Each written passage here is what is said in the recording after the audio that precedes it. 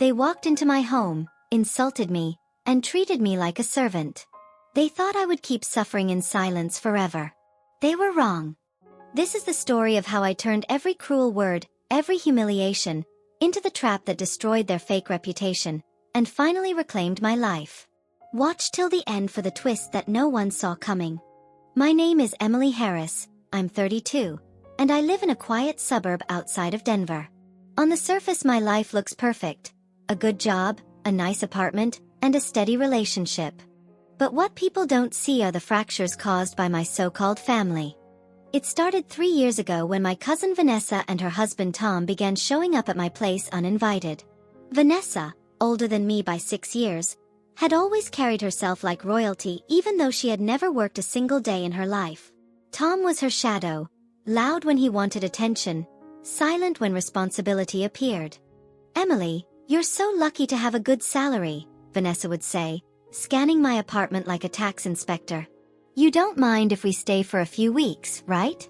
Just until our kitchen renovation is done." That few weeks stretched into months. She rearranged my furniture, demanded special groceries, and complained about my coffee brand. I tried to stay polite. They were family after all, or so I kept telling myself. But politeness has an expiration date. Vanessa began inviting her friends over, turning my living room into her social club. They'd laugh, gossip, and toss crumbs on my carpet while I cleaned up after long shifts at work. Tom monopolized my TV and told me I should be grateful for company. Whenever I tried to push back, Vanessa's eyes would go cold. "Blood is thicker than water, Emily.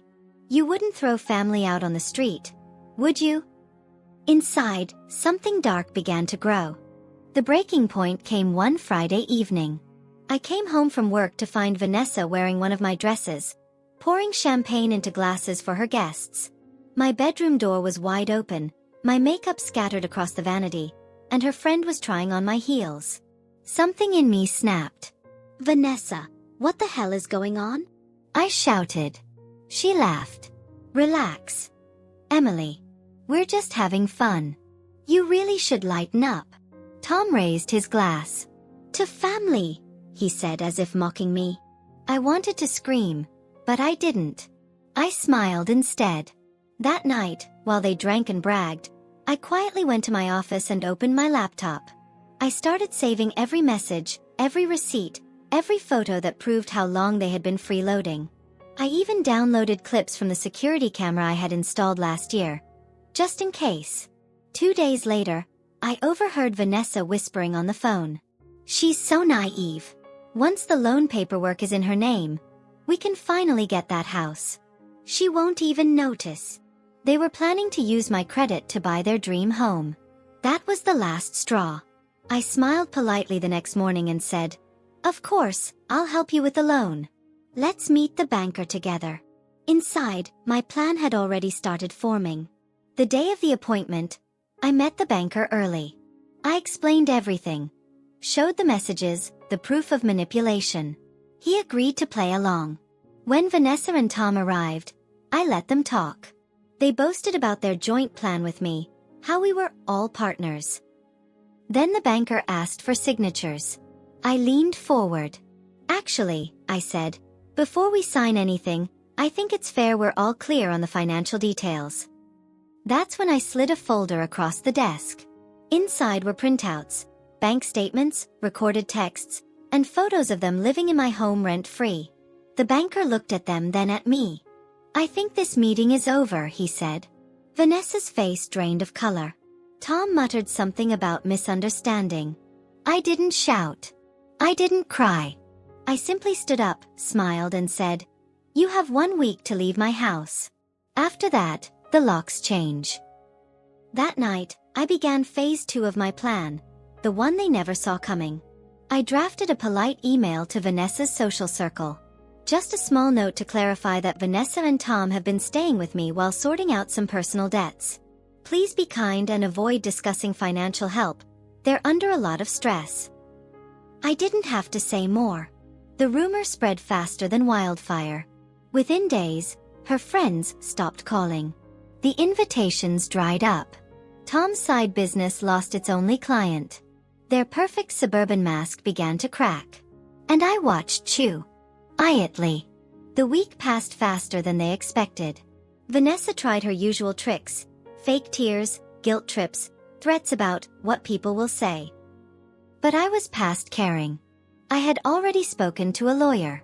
Every text, every fake promise about the loan was now evidence. My attorney sent them a cease and desist letter. They were to vacate, return my property, and stop contacting me. When the papers arrived, Vanessa went pale. "You're actually doing this?" she hissed. I looked her straight in the eyes. "You did this the moment you used me." They left that evening, dragging their suitcases down the driveway. Tom slammed the door one last time.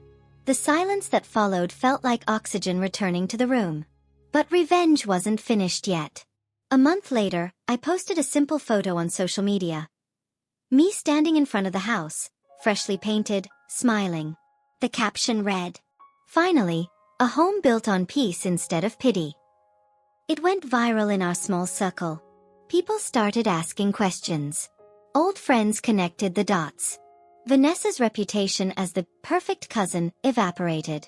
Invitations to her exclusive brunches stopped. Her fake glamour dissolved into whispers. Tom tried to blame me online, until the videos surfaced.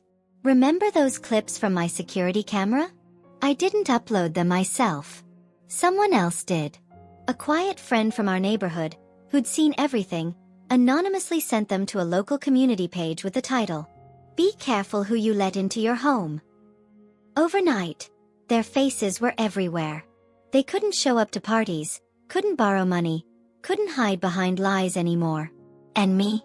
I didn't gloat. I didn't need to.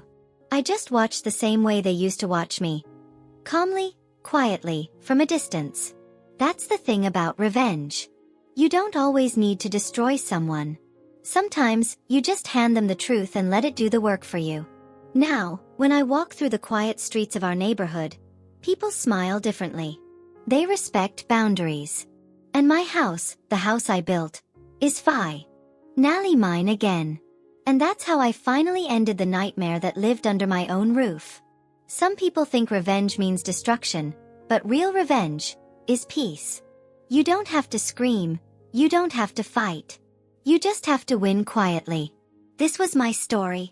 And if you've ever been hurt, betrayed, or underestimated, remember, silence can be your loudest weapon. Skull, you're listening to Revenge Radio, where every story ends with justice.